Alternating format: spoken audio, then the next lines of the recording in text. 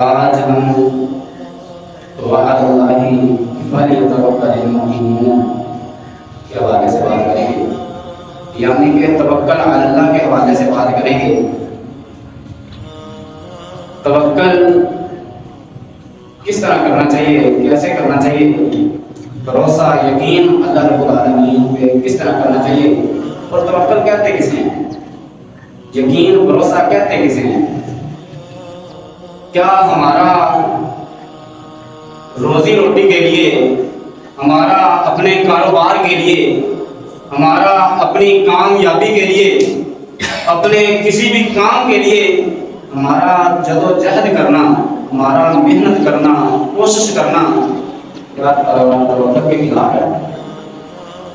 حضرات محترم، اللہ رب العالمین پہ توکل کرنا انبیاء اکرام علیہ السلام کے طریقے کے ساتھ اللہ رب العالمین کا حکم بھی ہے کہ مجھ پہ ہی بھروسہ کرو، توکل کرو، یقین کرو۔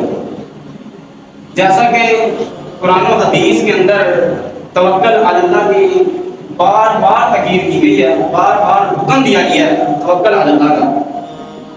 صرف قرآن پاک کے اندر 7 مقام پر، 7 جگہوں پر اللہ رب العالمین نے فرمایا، صرف یہی الفاظ فرمائے 7 جگہوں پر، 7 مقام پر، صرف قرآن پاک کے اندر وَعَلَى اللَّهِ فَلْيَتَوَكَّلِ الْمُؤْمِنُونَ۔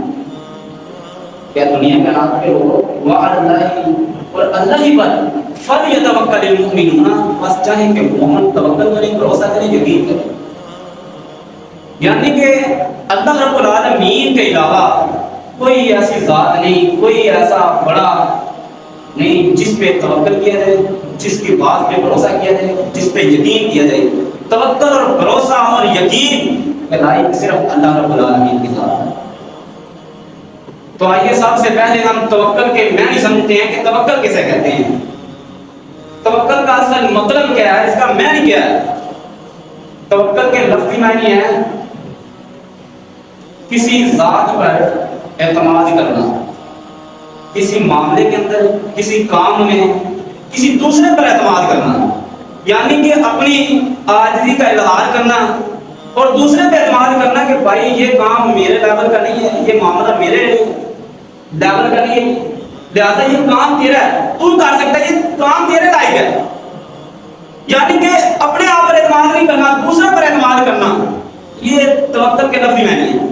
اب اس کے شرعی اور اصطلاحی معنی بھی جان لیں کہ اس کے شرعی اور اصطلاحی معنی کیا ہے۔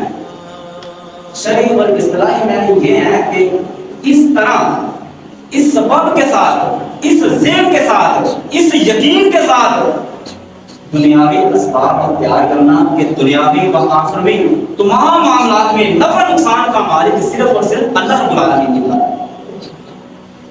اس کے حکم کے بغیر ایک پتا بھی درخت کا نہیں گر سکتا۔ ہر چھوٹی بڑی چیز اپنے وجود اور بقا کے لیے صرف اللہ رب العالمین کی مختار ہے۔ لہذا خالق کائنات پہ مکمل اعتماد کر کے دنیاوی اسباب کو اختیار کرنا توکل کہلاتا ہے۔ مثال کے طور پہ اگر کوئی بندہ بیمار ہو جائے، اب اس نے مرض سے شفا یابی کے لیے دعا تو لینی ہے، دوائی تو لینی ہے، لیکن وہ دوائی کس طرح لے گا؟ یہ تو دوائی ہے نا، یہ ثواب ہے، یہ اسباب ہے۔ وہ دوائی، وہ دعا اس یقین کے ساتھ دے گا کہ اللہ رب العالمین نے اگر چاہا تو یہ دعا اثر کرے گی، اگر اللہ نے نہ چاہا تو یہ دعا اثر نہیں کرے گی۔ یعنی کہ اللہ رب العالمین پہ بھروسہ، یقین اس طرح ہونا چاہیے کہ جب وہ دوائی دے گا تو اس کا یقین یہ ہونا چاہیے کہ اگر اللہ نے چاہا تو یہ اس دوائی نے کام کرنا ہے، ورنہ نہیں کرنا۔ یعنی دنیاوی اسباب کو اختیار کرنا توکل کے خلاف نہیں ہے، بلکہ یہی اللہ رب العالمین کا نظام ہے کہ بندہ دنیاوی اسباب کو اختیار کر کے اس کام کی انجام دہی کے لیے اللہ رب العالمین کو بھروسہ کرے کہ اس کام کو مکمل اللہ نے کرنا ہے، جس کام کی میں نے شروعات کی ہے اس کو انجام تک اللہ نے پہنچانا ہے، اس قدر اللہ پہ توکل کرنا ہے، اس قدر اللہ پہ یقین کرنا ہے، اس قدر اللہ پہ بھروسہ کرنا ہے۔ اب یہ بات واضح ہو گئی کہ کوئی بھی اسباب ہم اختیار کرتے ہیں، وہ کمال سبب کا اسباب کا نہیں ہوتا بلکہ اس کے اندر کمال حق ہوتا ہے. یعنی کہ کوئی بھی ہم نے اسباب اختیار کرنا ہے، اسباب اختیار کرنے ہیں تو اس میں بھروسہ کس پہ کرنا ہے؟ اللہ رب العالمین پہ. کہ یہ کام اگر اللہ نے نہ چاہنا تو یہ نہیں ہو سکتا، اگر اللہ نے چاہا یہ کام ہونا ہے. اسی طرح حضرت انس رضی اللہ تعالیٰ عنہ بیان کرتے ہیں کہ ایک آدمی نے اللہ کے رسول صلی اللہ علیہ وسلم سے پوچھا، اے اللہ کے رسول میں اپنی اونٹنی کو باندھ کے اللہ پہ توکل کروں یا آپ کے بغیر باندھے اللہ پہ توکل کروں؟ تو نبی اکرم صلی اللہ علیہ وسلم فرماتے ہیں بھائی پہلے اپنی اونٹنی کو باندھ پھر اللہ پہ توکل کر. ایسے نہیں ہے کہ اونٹنی کو چھوڑ کے اللہ پہ توکل ہے کہ یہ اونٹنی کہیں پوری دن نہیں بھاگے گی، یہ نہیں ہے. پہلے اپنی اونٹنی کو باندھ پھر اللہ پہ توکل کرنا، یہ ثواب ہے. باندھنا ثواب ہے، یہ ثواب اختیار کر، اللہ پہ توکل کر. پھر اسی طرح حضرت عبداللہ بن عباس رضی اللہ تعالیٰ عنہ بیان کرتے ہیں کہ اہل یمن کے لوگ بغیر زاد راہ کے، بغیر ساز و سامان کے، بغیر کھانے پینے کی چیزوں کے حج کرنے کے لیے آتے، اور جب حج سے فارغ ہو کے واپس جاتے نا مکہ مکرمہ پہنچتے تو لوگوں سے سوال کرنا شروع کر دیتے، لوگوں سے مانگنا شروع کر دیتے. ان کے اپنا تو ساز و سامان ساتھ لائے نہیں تھے اور کہتے کہ ہم صرف اللہ پہ توکل کرتے ہیں. زاد راہ نہیں ساتھ لاتے تھے، حج کرنے کے لیے آ جاتے تھے، کھانے پینے کی چیزیں نہیں لاتے تھے. کیا ہم اللہ پہ توکل کرتے ہیں، اللہ ہی بات ہمیں دے گا. لیکن جب مکہ مکرمہ واپس جاتے حج کر کے لوگوں سے مانگنا شروع کرتے تھے کیونکہ بھوکے تھے، کوئی چیز ساتھ نہیں لاتے تھے. تو اللہ رب العالمین نے یہ تقریباً نازل فرما دی وَتَزَوَّدُوا فَإِنَّ خَيْرَ الزَّادِ التَّقْوَىٰ وَاتَّقُونِ يَا أُولِي الْأَلْبَابِ. اللہ رب العالمین نے فرمایا کہ اپنے ساتھ ذات راہ لایا کرو، رستے کا خرچ لایا کرو، اپنا کھانے پینے کا ساز و سامان ساتھ لایا کرو. فَإِنَّ خَيْرَ الزَّادِ التَّقْوَىٰ، یہ ذات راہ، یہ آپ کا ساز و سامان بہتر فائدہ ہے سوال سے بچنے کے لیے، تاکہ آپ لوگوں سے مانگنے سے بچ جائیں، لوگوں سے سوال کرنے سے بچ جائیں. اپنا ذات راہ ساتھ لایا کرو، پھر مجھ پہ توکل کیا کرو. وَاتَّقُونِ يَا أُولِي الْأَلْبَابِ، اور مجھ ہی سے ڈرو. میرا خوف، میرا ڈر اپنے دلوں کے اندر قائم رکھو، مجھ سے ڈرتے ہو. یا أُولِي الْأَلْبَابِ، اے عقل والوں، جس کے پاس عقل ہے. عقل رکھنے والوں کو اللہ رب العالمین فرماتے ہیں، سمجھنے والے جو بات کو سمجھتا ہے اس کو اللہ فرما رہے ہیں. پھر اسی طرح یعنی کہ یہ بات بھی واضح ہو گئی کہ جو بھی ہم نے اسباب مہیا کرنا ہے، اختیار کرنے ہیں، اس پہ بھروسہ توکل اللہ رب العالمین پہ کرنا ہے. پہلے ہمیں اسباب اختیار کرنا ہے، پھر اس اسباب کے اندر اللہ رب العالمین پہ بھروسہ کرنا ہے. یہ کام انجام تک تب ہی پہنچے گا جب اللہ رب العالمین کا حکم ہوگا. اللہ رب العالمین کے حکم کے بغیر یہ ہمارا کام انجام تک نہیں پہنچے گا. پھر اسی طرح حضرت ایوب علیہ السلام کو دیکھ رہی کہ اپنی طویل بیماری کے بعد بڑے سال گزر گئے بیماری کی حالت کے اندر، لاچاری کی حالت کے اندر، چار پائی پہ پڑے ہیں، دعائیں کر رہے ہیں. اپنی طویل بیماری کے بعد اللہ رب العالمین سے اپنی بیماری کی شفا یابی کے لیے دعا کرتے ہیں تو اللہ رب العالمین نے حکم فرمایا کہ آپ اپنا پیر زمین پہ ماریں. اب یہاں پہ غور کرنے والی بات ہے، ایک شخص کا زمین پر پیر مارنا کیا اس کی 20 سال پرانی بیماری کا علاج ہے؟ صرف زمین پر پیر مارنا؟ اللہ رب العالمین نے فرمایا ایوب اپنا پاؤں زمین پر مارے، یہ اسباب ہے. لیکن اس کمزور سے سبب کو حضرت ایوب علیہ السلام نے اختیار کیا، اپنا پاؤں زمین پر مارا. اللہ رب العالمین نے اپنی قدرت کے ساتھ، اپنی طاقت کے ساتھ وہاں سے ایک چشمہ جاری کر دیا. اب یہ بھی غور کرنے والی بات ہے کہ ایک طاقتور مرد اگر وہ اپنا زور کے ساتھ زمین پہ پاؤں مارے نا تو زمین کو کوئی اثر نہیں ہوتا. یہ تو ایک لاچار آدمی تھا، یہ ایک کمزور آدمی تھا، بڑے دن بیماری کی حالت میں رہا ہے، کمزوری کی حالت میں رہا ہے. اللہ رب العالمین نے فرمایا کہ اپنا پاؤں زمین پر مارے. اس کمزور سے سبب کو اختیار کیا، زمین پہ پاؤں مارا. اللہ رب العالمین نے وہاں سے چشمہ جاری کر دیا. اب اللہ چاہتے تو پاؤں مارنے کے بغیر بھی تو شفا دے سکتے تھے نا، لیکن اللہ رب العالمین نے کہا کہ اپنا پاؤں زمین پر مار. حضرت ایوب علیہ السلام نے اپنا پیر زمین پہ مارا، وہاں سے چشمہ جاری ہو گیا اللہ کی قدرت کے ساتھ. کیونکہ حضرت ایوب علیہ السلام نے توکل، بھروسہ، یقین اللہ پہ کیا کہ میں زمین پہ پاؤں ماروں گا مجھے شفا مل جانی ہے. وہاں سے چشمہ جاری ہو گیا. اللہ رب العالمین نے فرمایا کہ اس چشمے کے اندر، اس پانی کے اندر غسل کر ہونا آپ کو شفا مل جائے گی. حضرت ایوب علیہ السلام اس پانی کے اندر غسل کیا، اس کے اندر نہائے اور شفا یاب ہو گئی. محترم بھائیو، اسی طرح حضرت مریم علیہ السلام نے اللہ رب العالمین کے حکم سے حضرت عیسیٰ علیہ السلام کو بغیر باپ کے جنم دیا.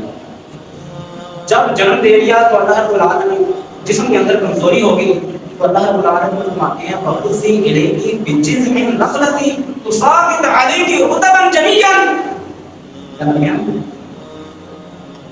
یہ جو کھجور کا درخت ہے نا اس کے تنے کو اپنے ہاتھ کے ساتھ ہلا. یہ درخت تیرے اوپر ترو تازہ کھجوریں گرائے گا. وہ کھجوریں کھا تیری کمزوری دور ہو جائے گی, تیرے اندر طاقت آ جائے گی. اب ادھر بھی غور کرنے والی بات ہے کہ چاند طاقتور مرد, کھجور کا تنا اتنا مضبوط ہوتا ہے کہ چاند طاقتور مرد بھی اس کو آسانی کے ساتھ ہلا نہیں سکتے. مفسرین لکھتے ہیں کہ وہ جو درخت تھا نا جس کو اللہ رب العالمین نے کہا کہ مریم یہ درخت کو ہلا, یہ ترو تازہ تیرے اوپر کھجوریں گرائے گا, وہ درخت سوکھا تھا. مفسرین لکھتے ہیں کہ حضرت مریم علیہ السلام کے ہلانے سے پہلے اس درخت کے اوپر کوئی کھجور نہیں تھی, کوئی کھجور کا نام و نشان نہیں تھا. اور صرف وہ اس کمزور سی عورت نے اتنا مضبوط تنا وہ کیسے ہلا دیا. اللہ چاہتا تو ویسے بھی اس سبب کو اختیار کرنے کے بغیر بھی حضرت مریم علیہ السلام کو کھجوریں دے سکتا تھا, لیکن اللہ رب العالمین نے حضرت مریم علیہ السلام کی کمزوری کے باوجود اس کو کہا کہ اپنے ہاتھ کو حرکت دے, اس طرح کو ہلا, میں تجھے ترو تازہ کھجوریں دوں گا. اب یہ بات بھی واضح ہوگی کہ کوئی بندہ اگر گھر کے اندر بیٹھ جائے کہ کہے میں اللہ پہ توکل کرتا ہوں, ہاتھ نہیں ہلاؤں گا, ہاتھ کو حرکت نہیں دوں گا, کوئی کام نہیں کروں گا, اللہ مجھے دولت دے گا, اللہ مجھے رزق دے گا, نہیں ہو سکتا, کبھی نہیں ہو سکتا. آپ کے سامنے میں نے کئی مثالیں لا دی.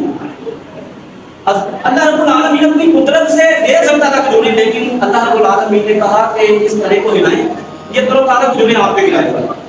تو حضرت مریم علیہ السلام نے اپنی کمزوری کے باوجود اس طرح کو ہلایا. اب حضرت مریم علیہ السلام اتنی کمزور تھی, وہ اتنا مضبوط تھا, خود تو نہیں ہل سکتا تھا, لیکن ایک سبب تھا نا. اللہ نے کہا کہ آپ صرف ہاتھ لگائیں, ہلانا خود کا کام تھا. حضرت مریم علیہ السلام نے ہلایا تو ترو تازہ کھجوریں دی جو حضرت مریم علیہ السلام نے. محترم بھائیو, آج ہم بڑی بڑی باتیں کرتے ہیں کہ جی اللہ پہ توکل کرتے ہیں, ہمارا اللہ پہ بھروسہ ہے, لیکن کاروبار کے اندر برکت نہیں. میں آپ سے پوچھنا چاہتا ہوں کہ اللہ پہ توکل کرتے ہیں اور تو اس طرح کرتے نہیں, اس طرح کرنا چاہیے جس طرح توکل کا حق ہے نا اس طرح حق ادا نہیں کرتے ہیں ہم. حق کس طرح ہے؟ باقی یہ پیچھے آپ کو مثالیں دے دی ہیں.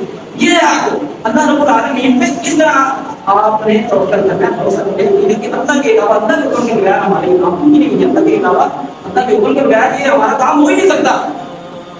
پھر اسی طرح حضرت ابراہیم علیہ السلام کو کے لیے آگ اکٹھی کی گئی, آگ جلائی گئی. جب آگ کا بہت بڑا شعلہ تیار ہو گیا, بہت زیادہ آگ جلنا شروع ہو گئی, حضرت ابراہیم علیہ السلام کو پکڑا آگ کے اندر داخل کر دیا. جب داخل کرنے لگے نا تو حضرت ابراہیم علیہ السلام کے یہ الفاظ تھے حسبنا اللہ و نعم الوکیل. یار مجھے آگ کے اندر پھینک دے, کوئی مسئلہ نہیں ہے, حسبنا اللہ, میرے لیے میرا اللہ کافی ہے, نعم الوکیل, اور کوئی اچھا کارساز ہے. ڈال دیا آگ کے اندر. اللہ چاہتے تو اپنی قدرت سے, اپنی طاقت سے آگ کے اندر داخل کرنے کے بغیر حضرت ابراہیم علیہ السلام کو بچا سکتے ہیں کہ آگ کے اندر داخل ہونے نہ دیتے, ان ظالموں کو وہیں پہ ہلاک کر دیتے, لیکن اللہ رب العالمین نے آگ کے اندر جانے دیا. حضرت ابراہیم علیہ السلام آگ کے اندر اس وقت نہ جاتے ہیں جب اللہ کا حکم نہ ہو. آگ کے اندر چلے گئے تو اللہ رب العالمین نے آگ نا, آگ اتنی بڑی تیار ہو چکی ہے, آگ جل رہی ہے, جلانے کے اسباب موجود ہیں کہ آگ جلا سکتی ہے. آج آپ دیکھ لیں کہ آگ جلا کر ہر چیز دنیا میں کر دیتی ہے, راکھ بنا دیتی ہے. حضرت ابراہیم علیہ السلام آگ کے اندر چلے گئے, اللہ رب العالمین نے حکم فرما دیا کہ آگ شانتی والی بن جائے, آگ ٹھنڈی مان جائے. حضرت ابراہیم علیہ السلام کو کچھ اور بھی لگنی چاہیے, آگ ٹھنڈی ہوگی, شانتی والی ہوگی. حضرت ابراہیم علیہ السلام اس آگ کے اندر 40 دن رہے. اب 40 دن مطلب کھائے پیے نہ رہے, دنیا بھی نہ رہ سکتے. اب یہ بات بھی واضح ہوگی کہ اللہ رب العالمین آگ کے اندر حضرت ابراہیم علیہ السلام کو عزت پہنچاتے رہا. محترم بھائیو, یہاں سے بھی ہمیں ایک سبق ملتا ہے کہ کوئی بھی کام ہے نا, کوئی بھی کام ہے, اس کے اندر جتنا ہمارا توکل مضبوط ہوگا, جتنا ہمارا تقویٰ مضبوط ہوگا, وہ اگر کوئی نقصان والی بات ہے تو اس سے نقصان نہیں ہوگا. ہاں تو اگر ہمارا ایکسیڈنٹ ہونا ہے تو جو توکل ہے کہ اللہ ہمیں بچا لے گا, آپ کا ایکسیڈنٹ دور ہوگا لیکن آپ کو اتنا نقصان نہیں ہوگا. جیسا کہ حضرت ابراہیم علیہ السلام آگ کے اندر چلے گئے ہیں, داخل ہو گئے لیکن نقصان نہیں ہوگا. توکل تھا، حسبنا اللہ و نعم الوکیل، یہ تقویٰ، یہ توکل تھا، بھروسہ تھا، یقین تھا کہ اللہ مجھے نہیں چھوڑے گا. اور اللہ اپنے بندے سے 70 ماہوں سے پڑھ کر محبت کرتا ہے. بندہ یہ بات سوچے تو صحیح، یہ بات ہو جاتی ہے کہ اللہ ہمیں نقصان نہیں پہنچانے دے گا. ایک ماں اپنے بیٹے کو کتنا پیار کرتی ہے، کتنی محبت کرتی ہے. کیا وہ ماں چاہتی ہے کہ میرے آنکھوں کے سامنے میرا بیٹا ہلاک ہو جائے، اس کو کوئی نقصان پہنچے؟ پھر وہ بندہ کیسے یہ چاہ سکتا ہے؟ وہ اللہ یہ کیسے کہہ سکتا ہے کہ آپ کو نقصان پہنچ گئے، آپ ہلاک ہو جائیں؟ ہم اس طرح کا نہیں کرتے ہیں.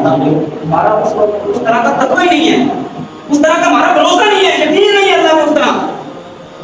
اس طرح انبیاء کرام علیہ السلام کیا کرتے تھے، صحابہ کرام کیا کرتے تھے، نبی محمد صلی اللہ علیہ وسلم کیا کرتے تھے. پھر اسی طرح حضرت اسماعیل علیہ السلام تو حضرت ابراہیم علیہ السلام نے بڑی دعائیں کر کے دیا اللہ سے، دعائیں مانگ کے اللہ مجھے یہ صالح بیٹا دے. کئی مدتوں بعد پھر اللہ رب العالمین نے دعا قبول کی، حضرت اسماعیل علیہ السلام کو دے دیا. پھر اسی طرح ایک دن خواب میں دیکھا کہ اسی بیٹے کو ذبح کر دیا. اتنی محبت کرتے تھے جب وہ بیٹا اپنے حضرت ابراہیم علیہ السلام کے ساتھ کام کاج کے اندر متعارف کرانے لگا نا، پھر آپ کو خواب آیا کہ آپ اسی بیٹے کو ذبح کر رہے ہیں اپنے ہاتھوں کے ساتھ. تو وہ بولتے بہت پریشان ایران ہو گئے، اسی بیٹے کو اپنے ہاتھوں کے ساتھ ذبح کر رہے ہیں. پھر اسی دن پورا دن گزر گیا اسی پریشانی کے اندر، اسی حیرانگی کے اندر. پھر دوسرا دن وہی خواب دیکھا کہ میں اپنے بیٹے اسماعیل علیہ السلام کو اپنے ہاتھ سے ذبح کر رہا ہوں. پھر دوسرا دن اسی حیرانگی کے اندر نکل گیا. پھر تیسرے دن پھر وہی خواب دیکھا کہ اپنے بیٹے اسماعیل علیہ السلام کو اپنے ہاتھ کے ساتھ ذبح کر رہا ہوں.